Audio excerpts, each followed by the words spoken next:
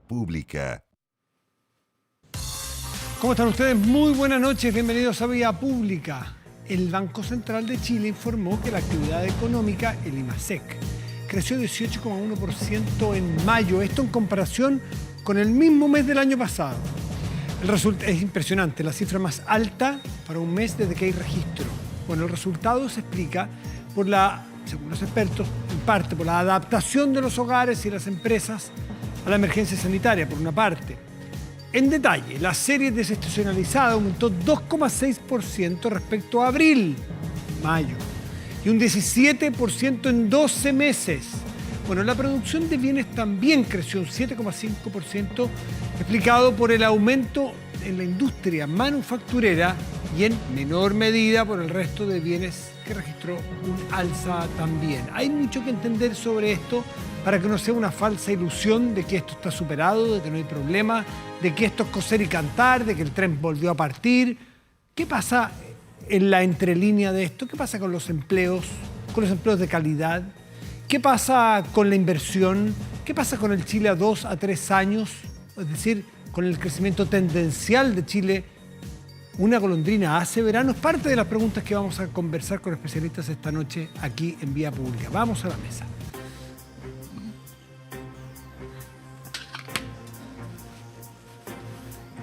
Bueno, y para entender este IMASEC, esta actividad económica desbocada, se podría decir que es desbocada con 18,1%, no había nunca un registro como ese, es muy, muy impresionante, y para eso conversar con Felipe Larraín, quien fue dos veces ministro de Hacienda, doctor en economía, autor de muchos libros de texto, profesor universitario, hoy de la Universidad Católica. Felipe, buenas noches, ¿cómo estás? Hola, buenas noches, Matías, mucho gusto estar con ustedes hoy día. ¿Tú te habías imaginado en tus libros de texto cuando hacen modelos y cuando explican a los alumnos qué significa un IMASEC de 18% y después qué significa? Que nos expliques. Bueno, es bien notable, pero como tú apuntabas hace un momento atrás, en 12 meses crece 18%, claro. Pero estamos comparándonos con una base muy baja, porque la mayor caída del año pasado fue de 15%, claro, también en el mes de mayo. Por lo tanto, la actividad económica en el mes de mayo fue de 18% de crecimiento. Es una buena medida de recuperación. Es una buena noticia, no queremos esconder eso. Es una buena noticia, pero es básicamente un rebote de la economía chilena. Buena parte de esto es rebote y está apalancado en cosas como, por ejemplo, el retiro de los 10%, los 3 retiros de 10% de las cuentas de las AFP, está apalancado en las ayudas del gobierno, en el IFE, que solamente en el IFE hay alrededor, no todavía, pero de aquí a agosto, comienzo de septiembre, van a haber 14.000 millones de dólares entregados. Los retiros de AFP son, porque las cifras son enormes, son del orden de 50.000 claro, millones de dólares. Entonces, tampoco podemos pensar que esta cifra es extrapolable. No se habría dado si no hubiéramos tenido la caída del año previo. Y vamos a tener buenas cifras en los meses que vienen. La gran pregunta, la gran incógnita es doble, porque primero es qué está pasando con el empleo. El empleo, hemos tenido una pérdida, en lo peor de la pandemia, perdimos 2 millones de empleos, para hacer las cuentas simples, y hemos recuperado 1. Solamente 1 millón. La última cifra nos habla de una pérdida del orden de 60.000 empleos. Por lo tanto, ahí estamos al debe. Ese es un desafío enorme de esta economía que tiene que generar esos empleos. Ojalá sean empleos formales, empleos con seguridad social, con seguro de desempleo. Y el otro tema es cómo vamos a crecer una vez que nos hayamos recuperado y una vez que las bases de comparación se vuelvan más exigentes, una vez que entremos al 2022 con todas las incertidumbres que tenemos. Yo creo que esas son, Matías, las grandes preguntas que nos hacemos hoy día, porque sin duda que es una buena noticia este IMASEC. Esto nos deja justamente casi, no completamente, pero casi en los niveles prepandemia, en los niveles que tenía este índice de actividad económica en febrero del año pasado. Tú mencionaste los aportes de IFE, los retiros del 10%. Voy a hacer la analogía con los fisicoculturistas o con los, a veces en la gimnasia, estos que toman esteroides anabolizantes que inflan los músculos y claro, para la foto está súper bien, pero no necesariamente hay fortaleza o hay mucha fuerza detrás de ese músculo, ¿no? La pregunta es si el músculo de la economía va a durar para que sea forzuda la economía chilena para adelante, o si tú notas que hay más de estos esteroides. ¿Y qué va a pasar cuando se terminen los IFE? Porque en un momento se tiene que terminar. Si no crecemos y no somos capaces de entregar y no pueden ser eternos. Y cuando se terminen los 3 retiros, en una de esas no venga el cuarto, ¿es capaz la economía de crear y de suplir estos esteroides? La economía, como decíamos, la economía va a tener un periodo de crecimiento alto en los próximos meses, porque todavía nos faltan y vamos a tener estas bases de comparación tan bajas. Entonces, no nos vamos a extrañar de tener IMASEC que estén sobre 10%, cercanos a 15% en los meses que vienen. La cosa se pone más difícil cuando pasamos al tercer trimestre y más bien al cuarto trimestre, cuando la base de comparación se vuelve más exigente, cuando los estímulos empiezan a reducirse y es imposible que sigamos con IFES como los que hemos tenido, con estímulos, el estímulo monetario. Hay que considerar también que claro, las tasas de interés vienen el Banco Central va a empezar a retirar el estímulo monetario, va a empezar a incrementar las tasas de interés y eso también va a contribuir a moderar estos crecimientos. Por lo tanto, yo creo que lo más relevante, lo más entusiasmante también es poder mirar no la cifra de un mes, sino mirar lo que esta economía puede dar en forma sostenida. Como tú hablabas, el crecimiento tendencial, ese crecimiento que Chile puede sostener en el mediano y largo plazo y que hoy día los expertos lo están estimando en niveles del orden del 2 al 3%. Y es ahí donde tenemos que apuntar. No porque el crecimiento sea un fetiche, no porque el crecimiento en sí sea la única variable, pero es una variable necesaria. Nos da más recaudación fiscal para apuntalar los programas sociales, nos da mejores empleos, mejores salarios, un ambiente más propicio para los emprendedores. Yo creo que todos estos elementos vienen con el crecimiento, que no es suficiente, por supuesto que no es suficiente, pero sí, que es necesario, por Dios que lo es. Le sacamos la radiografía a este cuerpo escultural que es la economía hoy, de mayo, o el escáner. ¿Qué es lo que aparece? ¿Qué deficiencias aparecen? Porque se ve todo bien. 18,1 es salir a descorchar champaña si uno fuese un ignorante. Y estamos tratando de desasnarnos aquí, de entender. ¿Qué es lo que hay detrás? Rasquemos un poquitito. ¿Dónde están las falencias a tu juicio? Bueno, la falencia y la fortaleza. Yo creo que poca gente se imagina que el crecimiento en 12 meses del sector comercio fue superior a 50%. O sea, hay una contribución enorme del comercio que está motivado por esta liquidez que existe en la economía, el estímulo monetario, el estímulo fiscal, los retiros. Entonces, por ahí tenemos un tema que es bastante mayor y que no es sostenible. Claramente no lo es. Entonces, yo diría que ¿dónde están hoy día la minería, por ejemplo? Dentro de este tremendo IMASEC, la minería cae. Entonces, por ahí cae, ¿por qué? Porque hay problemas de ley, porque hay mantenciones de faena en algunas minas, ¿no es cierto? Y eso hace que ese sector, que es un sector importante en la economía, junto con este notable crecimiento, caiga.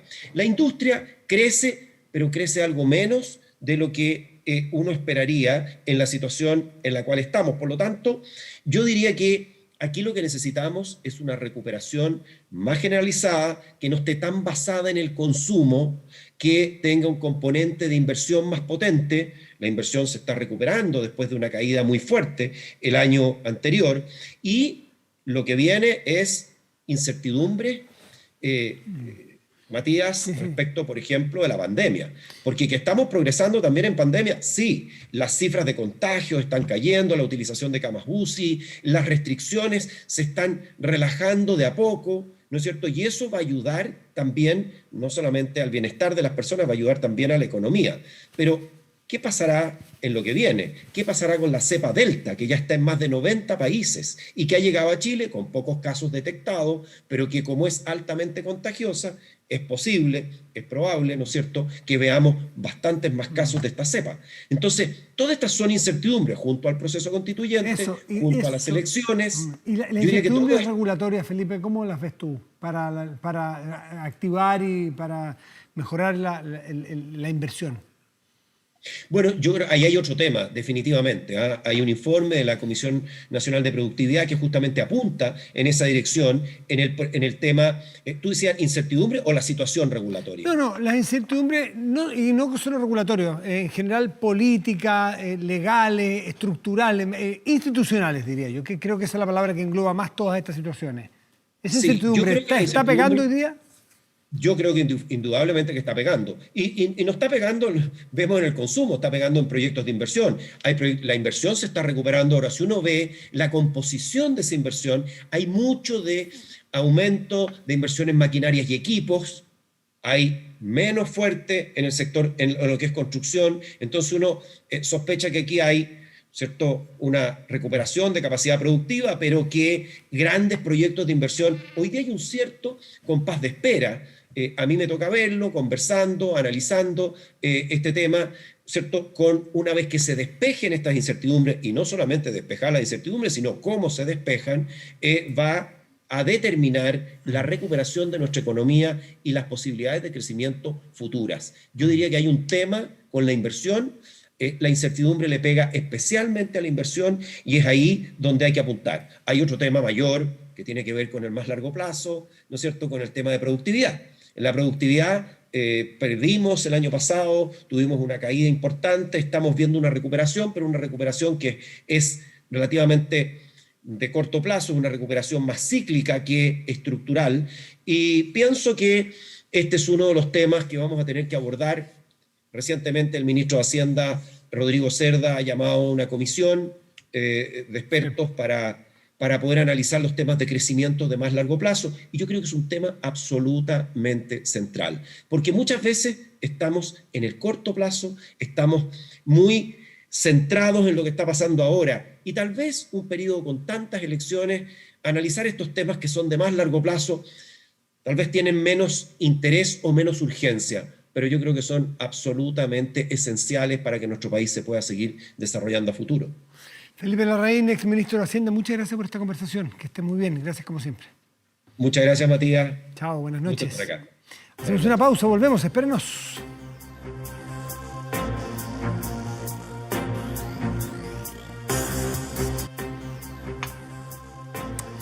Estamos de vuelta en Vía Pública y aquí hay dos temas que son fundamentales que confluyen en una política que se anuncia y que tiene que dar sus frutos.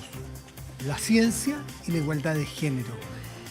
Y confluyen por dos razones bien. La primera es muy obvia, que es la igualdad de género, la igualdad de derechos, la igualdad de los seres humanos.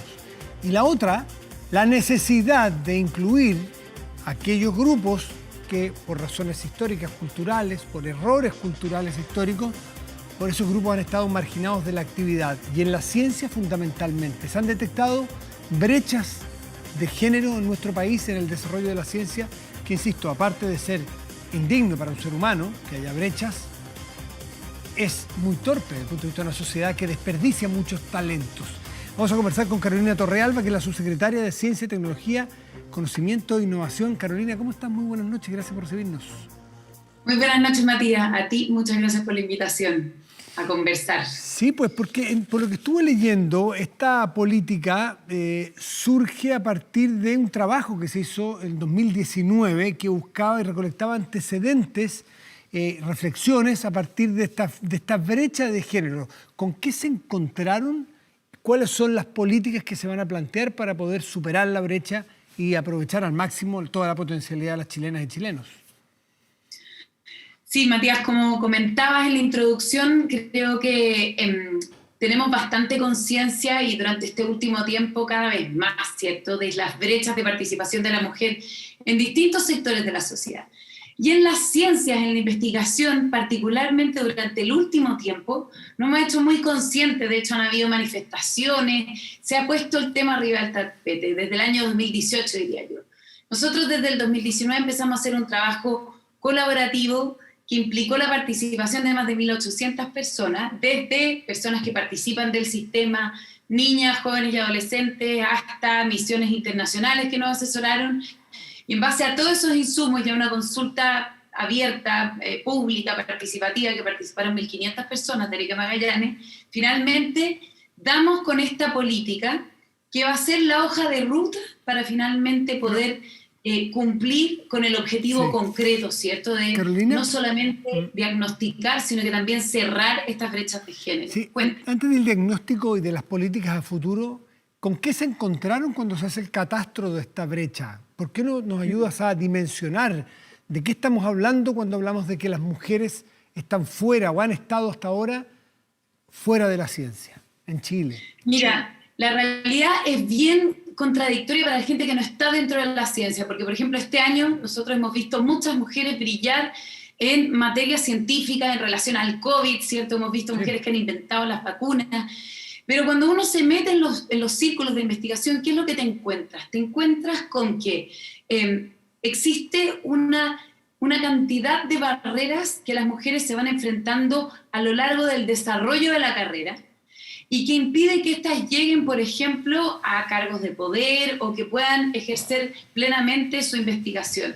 Por ejemplo, tenemos datos en los que muestran que a nivel, si tú agrupas todas las carreras, a nivel de pregrado tienes más o menos igual cantidad de hombres y mujeres en las distintas disciplinas. Después, a nivel de magíster y doctorado, disminuyen un poco las mujeres, siendo un 45-55. Y ese, como le digo yo, la tijera, ¿cierto? Se empieza a aumentar esa brecha, y hasta cuando tú llegas a profesor titular y profesoras titulares, esa brecha aumenta de un 20 a un 80%. Voy a decir un dato personal, pero yo me eduqué en la Facultad de Ciencias Biológicas de una universidad tradicional acá en Chile, una facultad grande, y no había ni siquiera una sola profesora titular. No te puedo creer. Esas cosas ocurren, y ser profesor titular te permite acceder, por ejemplo, a los claustros, a instancias de poder y de toma de decisiones en la universidad, a los cuales las mujeres han estado históricamente excluidas. Tenemos otro problema importante. Lo que te pasó a ti, Carolina, lo que te pasó a ti en la universidad, ¿ha cambiado? Las mujeres que van hoy día a esa misma facultad, ¿se encuentran con qué porcentaje? ¿20% de mujeres, de profesoras titulares? Hoy día no, 20, hoy día existe un 20% de profesoras titulares en las universidades del CRUCH. En mi época tiene que haber sido mucho menos, lo que pasa es que ni siquiera se medía, Matías. Eso es un gran problema. Uno de los ejes de nuestra política es medir. Lo que no se mide no existe. Recién estamos midiendo hace pocos años, y recién ahora, después de los cambios, vemos que tenemos un 20% de mujeres titulares en la academia. Mira. De todas las universidades de Chile, que son 60, tenemos solo 5 de ellas que tienen mujeres rectoras, y muchas de ellas nombradas muy recientemente, digamos. Entonces, tenemos una cultura en la cual las mujeres han ingresado bastante poco en esta toma de decisiones, y particularmente para el mundo de la investigación y desarrollo esto tiene un impacto muy fuerte, porque es un tema de justicia, como tú bien lo mencionaste al inicio, pero no solo de justicia. Claro. Y en la ciencia está muy demostrado, con mismos datos científicos, ¿cierto?, que esto tiene un tremendo impacto en la calidad de la investigación, en el tipo de investigación que hacemos, no solamente en la cantidad de talento, sino que el tipo de investigación. Y tenemos datos que son bien impactantes, y te voy a dar uno que es bien notorio, pero esto ocurre en distintas disciplinas. Por ejemplo, en la biomedicina, se ha visto cuando el conocimiento se genera sin perspectiva de género, o con un enfoque muy de un solo género, masculinizado, puede tener tremendos impactos a la hora que ese conocimiento se aplique a la sociedad. Y tenemos un caso que es bien dramático, que tiene que ver con el infarto. Hombres y mujeres tenemos distintas maneras distintos síntomas del infarto. Sin embargo, siempre hemos enterado a la mayoría de la población que el síntoma del infarto tiene que ver con este dolor en el pecho y en el brazo izquierdo. Claro. Resulta que eso es principalmente para los hombres. Las mujeres tienen síntomas diferentes, y esto hace que ellas no lo sepan diagnosticar bien, que cuando llegan a los centros médicos no las diagnostican bien, y que en vez de hacerle un electrocardiograma, le dan un ansiolítico y se van a su casa, y esto explica que las mujeres mueren más de infarto que los hombres, a pesar de que los hombres tienen una mayor prevalencia de infarto que las mujeres. Mira, claro, esa es una tara cultural que tenemos, ¿no? Yo hoy día supe el caso de una persona que había muerto de infarto, una mujer, y yo le hacía la pregunta desde la ignorancia, Yo decía, bueno, no es tan frecuente, decía yo, que mueran, y tú me dices que son más. No es tan frecuente saber de mujeres, somos los hombres los que nos morimos más de infarto. Y tú me vas diciendo que son más las mujeres. Yo nunca había sabido, nunca hasta ahora, confieso aquí, Carolina, que nunca había escuchado que el infarto en las mujeres tenía, ¿cómo se llama? Síntoma diferente. Un síntoma diferente. Yo pensé que era el mismo, pero que había menos en las mujeres. Pero no, me está diciendo que es distinto y ni lo conocemos. Claro, exacto, así es brutal. O sea, las mujeres tienen menos frecuencia de infarto, pero se mueren proporcionalmente más. Exacto. Mira. Entonces, y eso, Matías, que es muy dramático en el infarto, ocurre en una diversidad de temas. O sea, por ejemplo, te estoy hablando de la biomedicina, que es muy brutal porque ahí cuesta vidas. Pero, por ejemplo, conversaciones que son tremendamente potentes que yo he tenido con historiadoras, con mujeres abogadas, y a mí me hace reflexionar. Por ejemplo, las brechas en la investigación, las brechas de participación de mujeres en la investigación en historia son casi tan acentuadas como las que existen en matemáticas, cosa que a mí me impresionó, yo no sabía esto. Sí, y cuando empecé a indagar y uno empieza a conversar con las mujeres historiadoras, te das cuenta del filtro que le hemos puesto también a nuestra propia historia y que las preguntas que nos hemos hecho han sido miradas desde una sola óptica. Yo, entre bromas, pero también tiendo a pensar que tal vez las herramientas que tendríamos hoy día para interpretar nuestra realidad y mirar nuestra historia serían diferentes si es que hubiésemos tenido más mujeres participando en esta disciplina antes. Y tendería a pensar que, por ejemplo, la historia bélica o la política constitucional tomaría un poco no tanta preponderancia como la que tenemos hoy día. Entonces, esto afecta a disciplinas que son muy diferentes y que realmente impactan, como te digo yo, en las herramientas que tenemos como sociedad para enfrentarnos a los desafíos futuros, porque estamos hablando de impacto en el conocimiento que generamos y en cómo este se aplica a nuestra sociedad. Entonces, partimos por la justicia y seguimos por el tipo de conocimiento y el tipo de ambientes de investigación, de preguntas que queremos hacer. Bueno, lo de la justicia es ni discutirlo, eso es indesmentible, eso es obvio, creo que es consensual. Pero lo del otro es interesante. Tú me quieres decir que la ciencia, al estar más dominada de aquí hacia atrás, y todavía que hay un tiempo que recuperemos esa brecha, dominada más por hombres, las preguntas son más de hombres y se buscan soluciones para problemas más de hombres que problemas para la mujer en la ciencia? Bueno, esto tiene distintas manifestaciones, obviamente, pero en el fondo, para ponerlo muy en genérico, si hay algo que sabemos, ¿cierto? Y esto también se ha estudiado, es que cuando tú tienes equipos diversos de personas, tiendes a tener, digamos, unas perspectivas más amplias para las preguntas, para cómo abordar, ¿cierto?, las respuestas a ellas, y efectivamente lo que tú dices es cierto. Además, esto se hace muy evidente cuando tú estás hablando de la mitad de la población, ¿cierto? Entonces, efectivamente, de nuevo, volviendo a temas, por ejemplo, hay planes que se han instalado en base a evidencia para el abandono del tabaquismo. Bueno, resulta que esos planes estaban mucho más asociados, por ejemplo, a los varones, y las mujeres no bajaron ni un poco el tabaquismo porque solamente estaban pensados en una óptica mucho más hacia los varones. Entonces, lo que quiero decir con esto es que cuando hablamos de igualdad, ¿cierto?, de género en la ciencia, la tecnología, el conocimiento y la innovación, estamos hablando que necesitamos igualdad de oportunidades, estamos hablando que necesitamos bajar brechas que, como tú dices, están arraigadas culturalmente en nuestra sociedad, porque estas impactan en la forma que nosotros pensamos el mundo. Eso es la investigación, es nuestro grupo, ¿cierto?, de personas, la comunidad, que nos ayuda a pensar nuestro país y a pensar potenciales herramientas para solucionar ciertos desafíos. Y cuando ese grupo de personas tiene una sola óptica, obviamente que excluye al resto de la población. Te voy a dar el último ejemplo de esto, porque a mí me encanta. Casi todos conocemos esto a Eloísa Díaz, ¿cierto? Sí, claro, la primera médico. Exacto, sí. Primera mujer médico de Chile. Estamos muy orgullosos de ella, porque además fue una de las primeras mujeres, creo que la primera mujer médico de Latinoamérica. Y resulta que cuando Eloísa Díaz empieza a ejercer como médico, toma temas que fueron tremendamente relevantes para la salud pública, como la vacunación escolar obligatoria, como el desayuno escolar. Imagínate la incidencia en política pública y en salud pública que tiene eso, pero eran temas que tuvo que llegar una mujer para instalarlo como un tema de salud pública. Porque la mujer lo veía también por otro problema cultural de que son las mujeres las que se preocupan de educar a los hijos, mayoritariamente. O sea, por otro problema cultural, que tampoco la responsabilidad de estas parejas en una casa, sino que la mujer es la que le pone más el ojo. Exacto, pero en el fondo yo creo que en la medida en que vamos entrando en estos cambios sociales, ¿cierto? Eloísa Díaz, estamos hablando de finales de 1800, y mira, han pasado un par de años desde entonces, pero en la medida que avanzamos en esos planes culturales, el hecho de que las mujeres ingresen con fuerza al mundo de la investigación y desarrollo, y como tú dices bien, también avancemos hacia la coparentalidad, ¿cierto? Creo que nos ayuda a construir una mejor sociedad, y desde nuestro punto de vista lo que nosotros sí estamos obligados a hacer es a generar un sistema de investigación y desarrollo mucho más robusto y que no tenga esas barreras a las que enfrentan las mujeres cuando ingresan a una carrera de investigación y desarrollo. ¿Y en qué se basa el plan que ustedes tienen para poder acortar estas brechas, superar esta torpeza y esta injusticia histórica que ha tenido? Me imagino que Chile no es la excepción, ¿no? Debe ser esto más o menos tendencia mundial, ¿no? Así es. ¿Cómo lo vamos a superar? Mundial.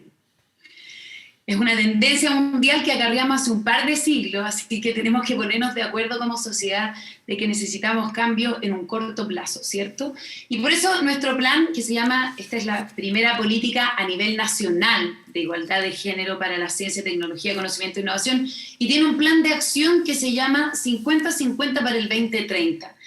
Déjame contarte, Matías, que el Foro Económico Mundial el año pasado dijo que de no cambiar las situaciones como estaba en el mundo, la brecha de género se cerraría en el mundo en 135 años más.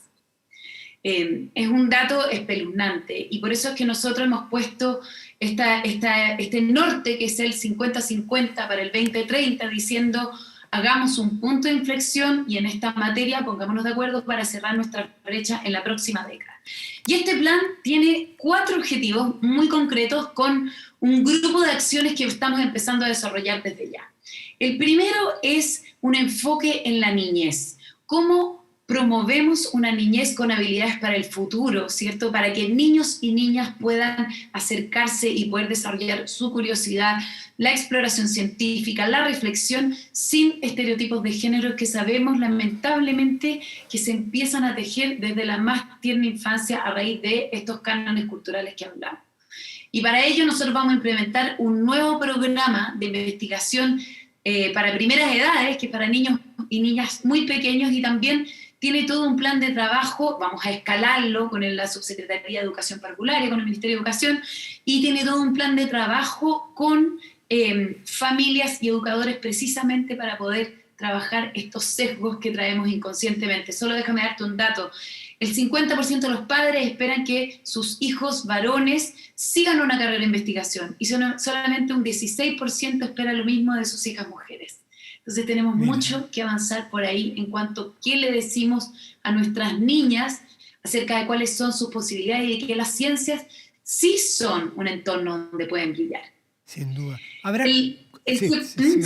No sé, quiero saber si habrá cuotas, si habrá incentivos especiales para que las mujeres entren a estudiar carreras de ciencia. Sí, mira, yo te digo, este primer objetivo, como te digo, va en la etapa inicial, que es como de crear las habilidades, como las condiciones habilitantes, ¿cierto? Que las niñas lleguen con ese interés. Y nosotros, aparte de este programa de primeras edades, por supuesto que también estamos trabajando con un programa que se llama el Cupo Explora UNESCO, de hecho, y que en el fondo busca que ciertas niñas que han tenido un desempeño en clubes de investigación científica, etcétera, puedan acceder a un cupo a la universidad en ciertas materias, sobre todo en las cuales están subrepresentadas. Nosotros queremos apoyar que este cupo tenga de ahora en adelante una perspectiva de género, es decir, que sea para mujeres específicamente para esas carreras en las cuales están subrepresentadas, como las ingenierías, las ciencias, las matemáticas. Y cuando una vez que ya salimos de esta primera etapa, que es la etapa como de formación, de estimular que lleguen, ¿cierto?, a postular a estas carreras, tenemos otra brecha muy importante, que es la que abordamos con el segundo objetivo, que es poder tener sistemas de ciencia, tecnología e innovación que sean acogedores, inclusivos, equitativos. Los ambientes de investigación y desarrollo han demostrado ser medianamente hostiles para las mujeres. Existen reportes en el mundo en que se muestran la cantidad de barreras y brechas que tienen que sufrir cuando entran a las carreras de investigación, cuando entran al mundo de la medicina, la ingeniería, la ciencia. En Chile existen pocos reportes específicos, pero en el mundo hemos visto bastante. Entonces, y junto con lo que hablábamos antes, con esta desigualdad en la participación, ¿cierto?, de espacios de incidencia, mezclado con estos ambientes que no son, digamos, que a veces encontramos frecuentemente episodios de discriminación o a veces incluso de violencia, es que queremos trabajar junto con el sistema de investigación y desarrollo para apoyar planes institucionales. Vamos a financiar planes institucionales que nos permitan abordar las estrategias de universidades para que cierren sus brechas de género y para que generen entornos realmente que acojan la diversidad en sus plantas de investigación y desarrollo. Esto lo vamos a abordar con un fondo concursable. Son más de 10.500 millones de pesos, Matías, que estamos destinando precisamente porque las universidades van a recibir también estos fondos por 3 años, de manera a poder realmente tener un plan sostenido en el tiempo, en el que van reportando y en el cual van a tener un equipo y recursos para destinar y poner esto como algo central dentro de sus objetivos institucionales.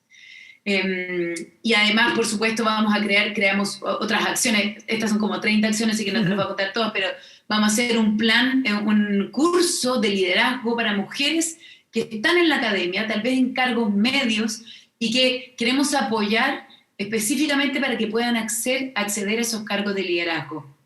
Y tenemos como esas otras iniciativas que implican que en la Agencia Nacional de Investigación y Desarrollo, donde entregamos los fondos para la investigación y desarrollo, así como vamos a apoyar a las universidades con fondos específicos, también vamos a exigirles. Y todos los fondos de la Agencia Nacional de Investigación y Desarrollo van a venir con perspectiva de género. Vamos a premiar los equipos que tengan paridad, vamos a premiar los centros de investigación que se postulan con equipos paritarios y que tienen planes para ir cerrando las brechas de género, obviamente contextualizados. No es lo mismo un programa en ciencias de la educación que en matemáticas, entendemos las diferencias, pero por lo mismo hemos creado una serie y una batería de trabajo dentro de la NID que nos va a permitir abordar este tema, y por supuesto esto lo llevamos trabajando con el CRUCH, con el Consejo de Rectores, con las universidades desde hace mucho más de un año. Las universidades son nuestros aliados fundamentales y estamos completamente alineados en lograr este objetivo. Esta es una preocupación que está inserta en el mundo universitario, yo te diría que desde la jerarquía hasta las comunidades, y ese sería nuestro segundo gran objetivo. El tercero, Matías, es lo que decíamos antes: lo que no se mide no existe.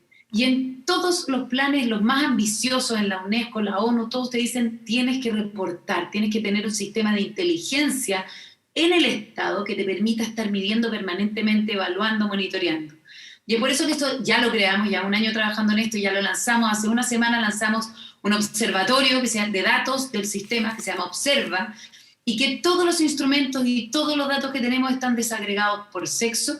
Y además tenemos una alianza con otras instituciones públicas y con las universidades para poder entregar de ahora en adelante, y es nuestro compromiso, anualmente una radiografía de género del sistema 7CI. En diciembre nosotros publicamos el primero, que fue cómo participan las mujeres de los fondos del sistema científico, tecnológico. Por primera vez lo reunimos en un documento, lo publicamos en diciembre del año pasado, y ahora con esta política nos estamos comprometiendo a que este va a ser un compromiso anual. Tremendo. Y junto con ello, herramientas para fortalecer a la institucionalidad para que pueda medir, evaluar y tomar decisiones de políticas públicas relativas a esto. Tremendo desafío, no perderse más talentos femeninos ni en esta ni en ninguna otra área. Carolina Torrealba, subsecretaria de Tecnología, cuesta decirlo completo porque es tecnología, ciencia, tecnología, conocimiento e innovación. Muchísimas gracias por estar esta noche con nosotros, Carolina. Y suerte en este Muchas gracias a ti, Matías. Muy buenas noches. Buenas noches. Hacemos una pausa y volvemos. Espérenos. Aumenta la delincuencia, no graves robos, evítelos con Tepillés, la empresa líder en seguridad preventiva con monitoreo de cámaras de seguridad y audio disuasivo en tiempo real. Tepillé, protege 24/7 su empresa y también su hogar. No sea usted la próxima víctima y contrátelos en tepillé.cl. Vamos a la pantalla y revisamos de inmediato nuestro portal de noticias 24horas.cl. Ahí está, Intendencia Metropolitana emite nueva alerta ambiental por mala calidad del aire. Otra noticia que se viene repitiendo, como la alza de las bencinas. Se viene repitiendo, a acostumbrarse. Eso que tenemos menos movilidad en la ciudad. Bueno, quedan solo 3 comunas aquí en esta región que están con cuarentena nada más. Hacemos una pausa, ya volvemos.